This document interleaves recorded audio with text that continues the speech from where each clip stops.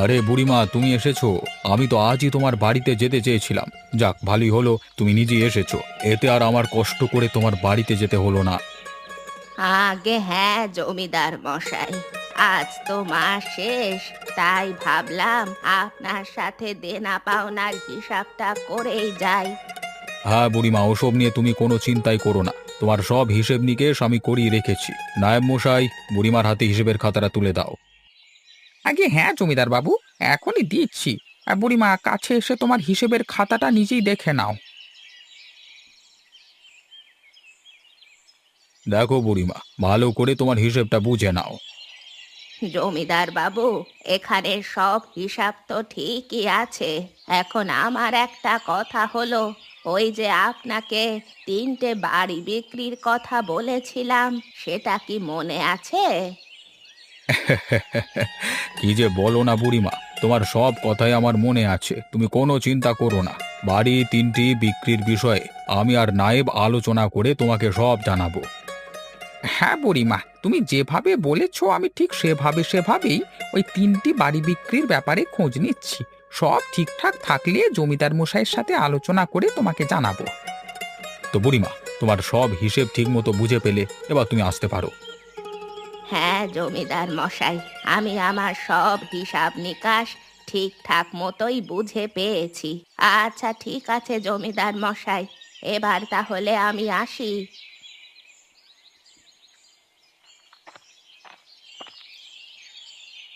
আরে ও দাদা, সবার কাছে শুনেছি আমার বাবা নাকি এক সময় এই গ্রামের মোড়ল ছিল। তা বাবা যদি মোড়ল হয়ে থাকে, তাহলে তো তার অনেক ধনসম্পত্তি থাকবার কথা। আরে গদাই, বাবা যখন মারা যায় আমার বয়স 7 কিংবা 8 বছরের মতো হবে। অত ছোটবেলাকার কথা আমার খুব একটা ভালো করে মনেও নেই। আর আমার কথা কি বলবো, তখন আমার বয়স ছিল মাত্র 5 বছর। সবে ঠিকমতো হাঁটতে শিখেছি, আর ঠিক তখনই বাবা পটল তুললো। হে, তা বাবার ধনসম্পত্তির কথা আমারও তেমন কয়টা মনে নেই। তোমরা তো বাবাকে ভালো মতো দেখেছো, কিন্তু আমার তো তখন বয়স ছিল মাত্র 2 বছর। তখন বাবার মুখখানাও দেখেছি কিনা মনে করতে পারছি না। কি রে গদাই, হঠাৎ জমিতে এসে বাবার কথা মনে করছিস কেন? বাবাকে খুব মনে পড়ছে নাকি? মনে পড়ছে কিনা তা তো বলতে পারবো না, তবে একটা বিষয় আমার সব সময় খারাপ লাগে। যখনই গ্রামের কোনো খুড়োর সাথে দেখা হয়, তখনই সে বলে আমার বাবার নাকি অনেক ধনসম্পত্তি ছিল। আমার কথা হলো, বাবার যদি এত ধনসম্পত্তি থাকতো, তাহলে তো আমাদের 3 ভাইয়ের জন্য আলাদা 3টে বাড়ি করে দিয়ে যেতে পারতো। কিন্তু দেখো, 3 ভাইয়ের জন্য মাত্র একটা বাড়ি। বলো, একটা বাড়িতে কি 3জন ভাই কাঁদাকাটি করে থাকা যায়? রামু দাদা, কথাই কিন্তু ঠিক কথাই বলেছে। পুরনো একটা বাড়িতে 3 ভাইয়ের থাকতে আসলে খুবই কষ্ট হয় গো। মাকে যে বলবো আমাদের আলাদা করে একটা করে দাও, তাও তো বলতে পারবো না। বলবি কি রে? বলতে গেলেই তো মা বলবে তার কাছে কোনো টাকা পয়সা নেই, তখন আর মুখ থাকবে না। শোন, এসব কথা এখন বাদ দে। চল চল, বেলা পড়েছে, জমির বাকি কাজ শেষ করে বাড়ি ফিরে যাই।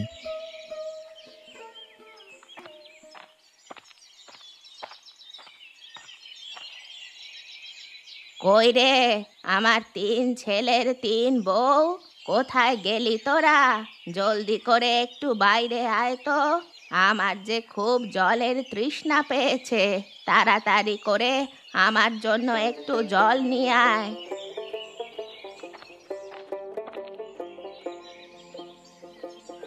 আরে এ কি, আমার 3 বউ দেখছি 3 গ্লাস জল নিয়ে এসেছে।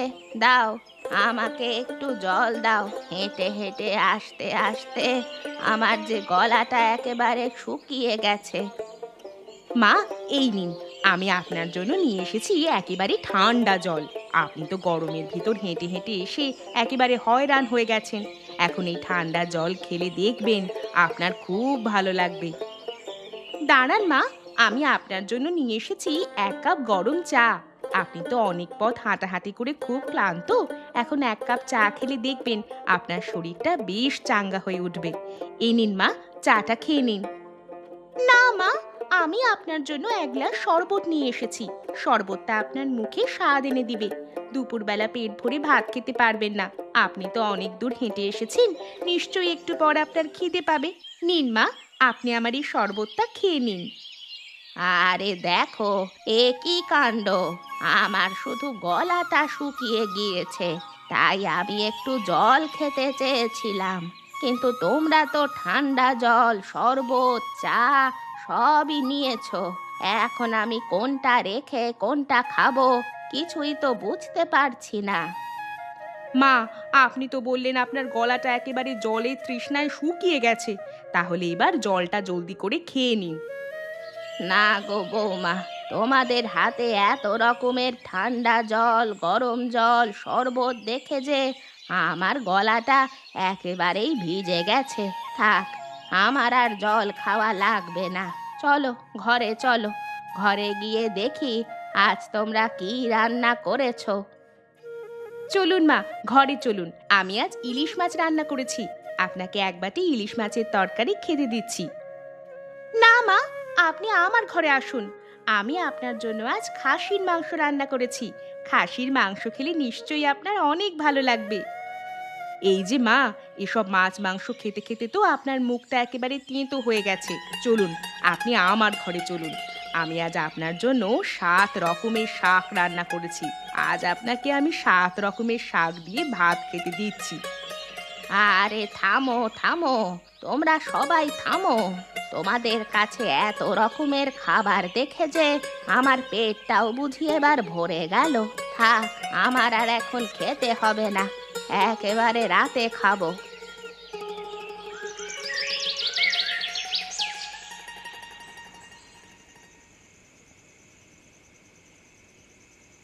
ওগো, আমার হাতে 7 রকম শাক রান্নাটা কেমন হয়েছে গো? বেশ হয়েছে গিন্নি। এতদিন ধরে মাছ মাংস খেতে খেতে মুখের স্বাদটাই হারিয়ে ফেলেছিলাম, কিন্তু আজ তোমার এই 7 রকমের শাক রান্না খেয়ে মুখের স্বাদটা যেন আবার ফিরে আসলো গো। হ্যাঁ গো, আমাদের যখন আলাদা একটা বাড়ি হবে তখন তোমাকে আমি আরো অনেক রকমের খাবার রান্না করে খাওয়াবো। দেখো, নানা রকমের শাকসবজি খেলে তোমার মুখের স্বাদ আরো বেড়ে যাবে। সে আর কি করে হয় গিন্নি, আলাদা বাড়ি তো আর চারটিখানি কথা না। একটা আলাদা বাড়ি করতেও যে অনেক টাকার প্রয়োজন, অত টাকা কি আমার কাছে আছে? সারা দিন জমিতে কাজ করে যে ফসল ফলাই তা দিয়ে সংসার চালানোর পর যে কিছুই থাকে না। ওগো, বলছি কি, বাবার রেখে যাওয়া সম্পদ কি আসলে কিছুই নেই? থাকলে তো আমরা নতুন একটা বাড়ি করতে পারতাম গো। সেটা এখনো বুঝতে পারছি না গিন্নি। আর শোনো, তুমি কিন্তু মায়ের খাতির যত্নের কোনো কমতি রেখো না। মা মারা গেলে তার রেখে যাওয়া সব সম্পত্তির মালিক কিন্তু আমরাই হব। যদি তার খাতির যত্ন কম করো তখন তাহলে দেখবে মা অন্য ছেলেদের তার সব ধনসম্পত্তি লিখে দিয়ে যাবে, আর আমরা কিছুই পাবো না। না গো না, তুমি আমাকে এত বোকা ভেবো না। আমি মাকে সারাটাক্ষণ সেবা করি। দেখবে, মা যদি মারা যায় তাহলে আমাকে কিছু না কিছু লিখে দিয়েই যাবে। হ্যাঁ হ্যাঁ গো গিন্নি, তাই যেন হয়।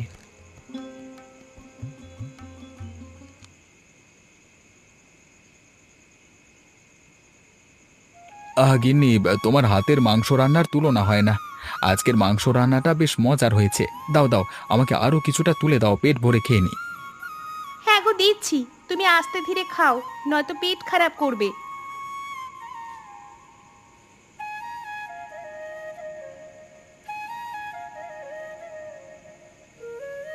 আর একটা কথা গিন্নি, আজকে মাংস রান্নাটা কি আমার মাকে খেতে দিয়েছিলে?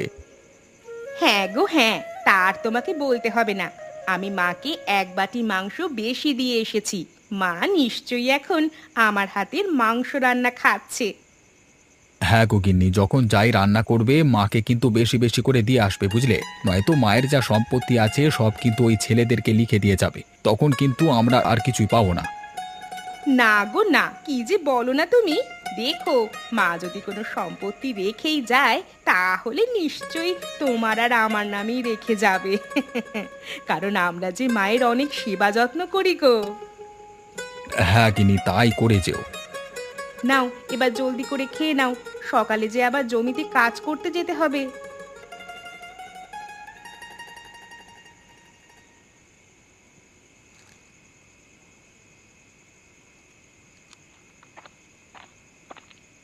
ওগো, তুমি এত রাতে ইলিশ মাছের তরকারি নিয়ে কোথায় যাচ্ছ গো? বলি কি, তোমায় আবার ভূত প্রেতে ধরলো না তো? কোথায় আর যাবো গিন্নি, মাছের তরকারি নিয়ে মাকে খেতে দিতে যাচ্ছি। মা নিশ্চয়ই এখন খেতে বসেছে। যাই, মাকে একটু ইলিশ মাছের তরকারি দিয়ে আসি। ইলিশ মাছের তরকারি পেলে মা নিশ্চয়ই অনেক খুশি হবে গিন্নি। আরে দাঁড়াও দাঁড়াও, তোমাকে আর কষ্ট করে মাকে তরকারি দিতে যেতে হবে না। আমি একটু আগেই মাকে বড় বড় দেখে 2 টুকরো মাছ দিয়ে ইলিশ মাছের তরকারি দিয়ে এসেছি। ও, তুমি দিয়ে এসেছো গিন্নি? তাহলে হয়ে গেল, আমাকে আর কষ্ট করে যেতে হবে না। হ্যাঁ গো, এবার তুমি এখানে এসে বসো। এখানে বসে বসে রাতের খাবারটা শেষ করো।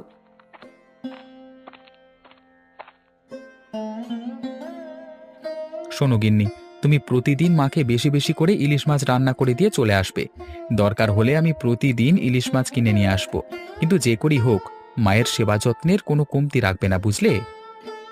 হ্যাঁ গো, তার তোমাকে বলতে হবে না। মায়ের যতটা সেবা যত্ন প্রয়োজন তার চেয়ে বেশিই আমি করছি, বুঝলে? তাই করো গিন্নি। মায়ের সেবা যদি আমরা বেশি করে করতে পারি, তাহলে দেখবে মায়ের রেখে যাওয়া সব সম্পত্তি আমরাই পাবো। হ্যাঁ গো, এই কথা তুমি ঠিকই বলেছ। তাই তো আমি মায়ের অনেক সেবা যত্ন করি। হ্যাঁ গিন্নি, তুমি এইভাবে মায়ের সেবা চালিয়ে যাও। যে করেই হোক মাকে পটাতে হবে, নয়তো মায়ের সব সম্পত্তি তার বাকি ছেলেদেরকে দিয়ে দেবে। তখন কিন্তু আর কিছুই পাবো না আমরা। না গো না, আমি তা হতে দেব না। মাকে এতই খাতির যত্ন করব, দেখবে মা আমাকে ছাড়া আর কাউকেই কোনো কিছু দিয়ে যাবে না। হ্যাঁ গিন্নি, তাই যেন হয়। মায়ের সম্পত্তি পেলে এই পুরনো বাড়িতে আর থাকবো না, একটা নতুন বাড়ি করব। সবাই মিলে এক বাড়িতে থাকতে যে একেবারেই ভালো লাগে না। হ্যাঁ গো, আমারও একটা স্বপ্ন, আমাদের একটা নিজেদের নতুন বাড়ি হবে।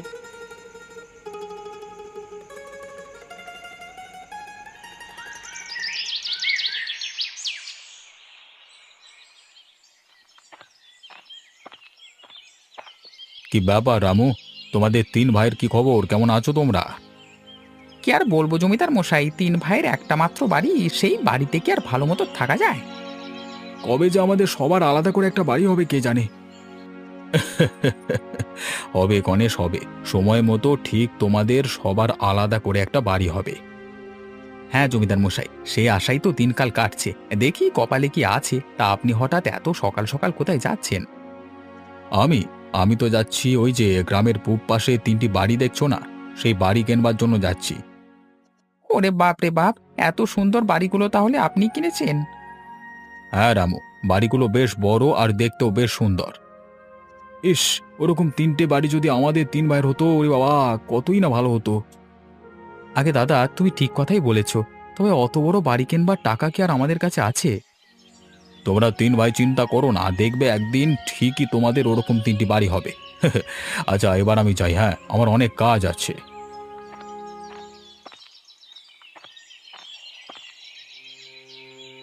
আরে এ কি গিন্নি, তুমি হঠাৎ এই অবেলায় জমিতে কি করছো?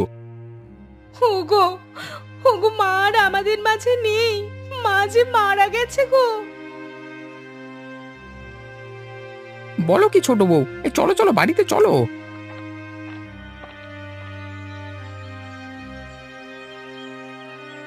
রামু, গদাই আর গণেশ, তোমরা 3 ভাই একটু সাইডে যাও, তোমাদের বউয়ের সাথে জমিদার বাবু কথা বলবেন।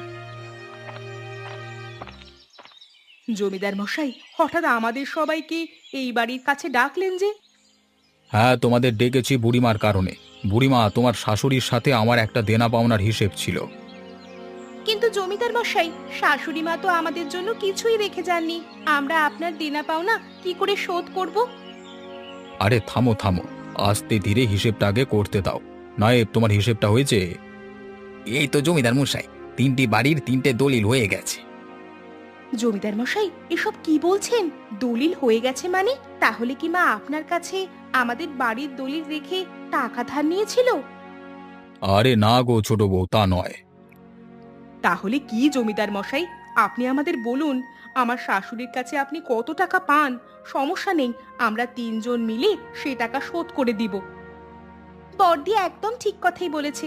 বলুন জমিদার মশাই, আপনি কত টাকা পান? হ্যাঁ জমিদার মশাই, আপনার সব পাওনা আমরা শোধ করে দিব। নায়েব, 3টে দলিল 3 বউয়ের হাতে তুলে দাও তো।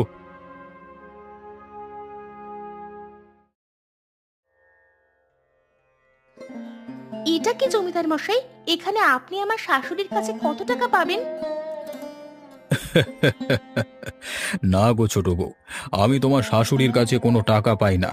আসলে তোমার শাশুড়ি উল্টে আমার কাছ থেকে অনেকগুলো টাকা পেত।